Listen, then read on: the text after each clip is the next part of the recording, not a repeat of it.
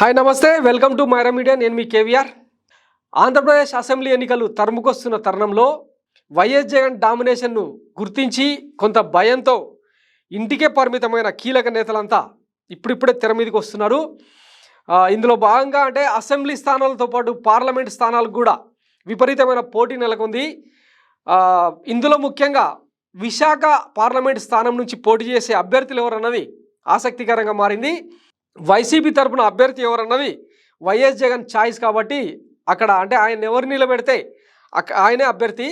ఈ నేపథ్యంలో అంటే టీడీపీ నుంచి కానీ బీజేపీ నుంచి కానీ బరిలో నిలిచే అభ్యర్థి ఎవరన్నది ఆసక్తికరంగా మారింది.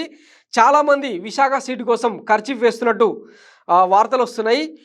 ముఖ్యంగా ఇక ఒకసారి బీజేపీని కనుక తీసుకుంటే ఇప్పటికే బీజేపీ జాతీయ కార్యదర్శి హోదాలో ఉన్న జీవీఎల్ నరసింహన్ అక్కడ గత 2 ఏళ్లుగా విశాఖలో నివాసాన్ని ఏర్పాటు చేసుకుని విశాఖ సీటు మీద ఫోకస్ చేశారు.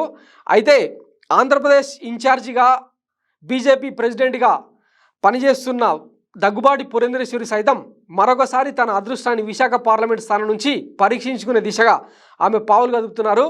ఈ నేపథ్యంలో బీజేపీలో కీలకమైన పోటీ నెలకొంది. 2019 పార్లమెంట్ ఎన్నికల్లో దగ్గుబాటి పురంధేశ్వరికి ఇంచుమించు 33,892 ఓట్లు పోలై 4వ స్థానానికి పరిమితమయ్యారు. 2004లో 2009లో బాపట్ల నుంచి 2009లో విశాఖపట్నం నుంచి ఆమె గెలిచారు.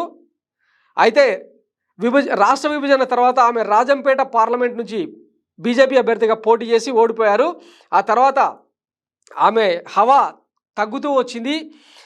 కాంగ్రెస్లో చేరినప్పుడు ఆమె కేంద్ర మంత్రిగా, మానవ వనరుల అభివృద్ధి శాఖ మంత్రిగా, కామర్స్ శాఖ మంత్రిగా ఆమె కీలక బాధ్యతలు వహించారు. అట్లాంటి క్యాండిడేట్ ఈరోజు అంటే ఉనికి కాపాడుకోవడం కోసం తీవ్రమైన ప్రయత్నాలు చేస్తున్నారు.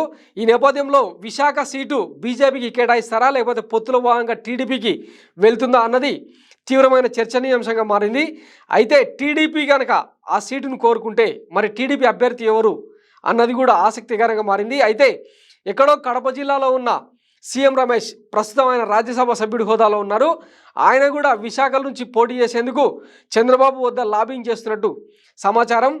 చంద్రబాబు బినామీగా, చంద్రబాబు కీలక అనుచరుడుగా ఉన్న సీఎం రమేష్ గత ఎన్నికల్లో టీడీపీ భూస్థాపితమైన తరుణంలో చంద్రబాబే స్వయంగా ఆయన్ను, టీజీ వెంకటేష్ను, మరికొంతమందిని బీజేపీలోకి పంపించారన్న వాదన తెర మీదకి వచ్చింది. అయితే ఈసారి ఆయన టీడీపీలో చేరి విశాఖ నుంచి పోటీ చేసేందుకు సీఎం రమేష్ సైతం విశాఖ సీటుపై ఖర్చు వేసినట్టు తెలుస్తోంది. చూద్దాం మరి ఇంతమంది అంటే కీలక నేతల మధ్య విశాఖ అభ్యర్థిత్వం ఎవరి వైపు మొగ్గు చూపుతుంది, పొత్తులో భాగంగా అది టీడీపీకి వెళ్తుందా లేకపోతే బీజేపీ పోటీ చేస్తుందా అన్నది చూడాలి. Thanks for watching Myra Media. నేను మీ కేవీఆర్, సైనింగ్ ఆఫ్.